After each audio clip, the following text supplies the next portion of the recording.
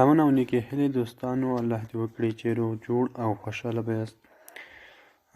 دوستانو، د نننۍ ویډیو په دې باره کې دی چې که ستاسو د فیسبوک آی ډي د هر چا په موبایل کې یا ستاسو د ملګري په موبایل کې یا د کمپیوټر کې خلاص پاتې شوي وي، نو نننۍ ویډیو کې تاسو ته دا طریقه درښیم چې څنګه یې له هغو ټولو څخه په خپل موبایل کې هغوی وباسئ، یعنې لوګ آوټ یې کړئ.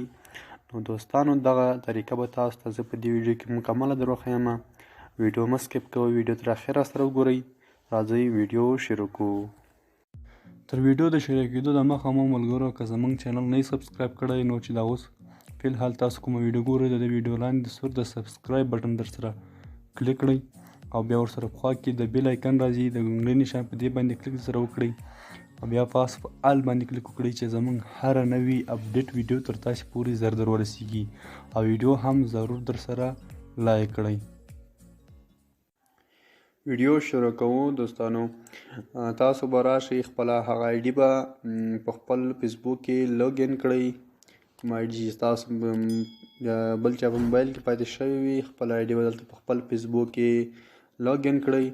کله چې لوګ ان کړه دوستانو، تاسو ته به دا څنګه ښکاري درې لیکې په دې بیا تاسو کلیک وکړئ. لاندې به راشئ او سیټینګ اینډ پرایوسي په دې بیا تاسو کلیک وکړئ.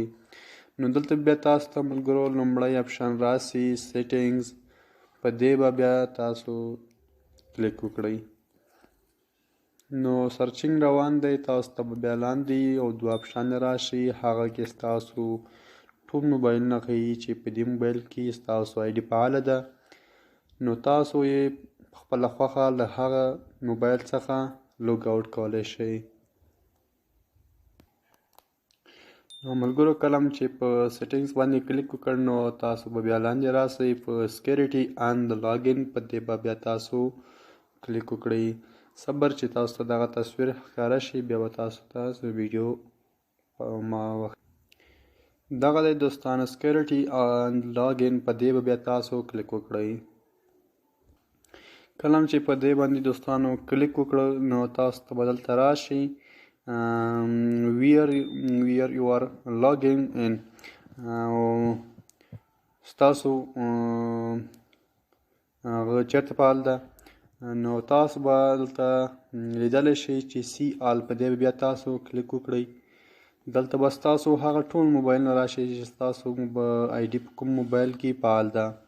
دلته اوس زما آی ډي په ډېر موبایلونو کې فعال شوې ده، ځکه چې تاسو لیدلی شئ ګلیکسي A13 او G6 موبایل دغه موبایلونو کې فعال ده. دوستانو، که تاسو یې غواړئ چې د دغه موبایلونو څخه یې وباسئ، یعنې لوګ آوټ یې کړئ، نو تاسو به په هغه باندې به تاسو کلیک وکړئ، درې ټکو به کلیک وکړئ، بیا به تاسو ته لاندې ښکاري لوګ آوټ، دا به تاسو لوګ آوټ کلیک کړئ. نو تاسو لیدلی شئ چې دغه به لوګ آوټ شي، بیا به تاسو بیا کلیک وکړئ، دوهم ځل بیا لوګ آوټ. نو بیا دوستانو لوګ آوټ شوه. او که غواړئ چې ټول لوګ آوټ کړئ او یوازې تاسو پکې پاتې شئ، نو تاسو ته به لاندې ښکاري لوګ آوټ اپ آل، دا به تاسو کلیک وکړئ، تاسو آی ډي به له ټولو څخه لوګ آوټ شي. نو که ستاسو آی ډي په کمپیوټر کې یا ستاسو ملګرو موبایلو کې فعال پاتې وي، نو تاسو یې په ډېر اسانۍ سره د طریقې باندې باسلی شي.